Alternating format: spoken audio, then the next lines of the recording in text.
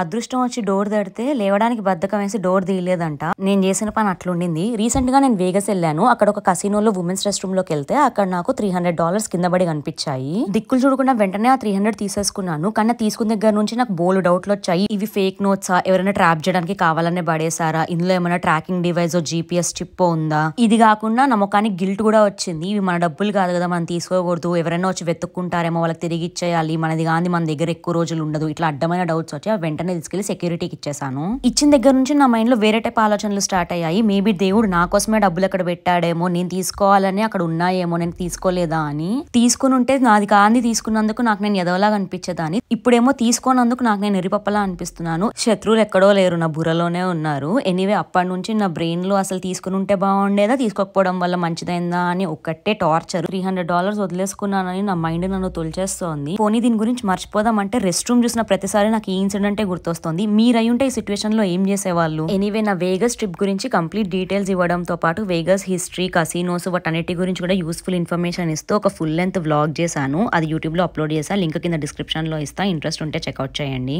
By the way మీకు ఎప్పుడైనా ఇట్లా డబ్బులు దొరికాయా?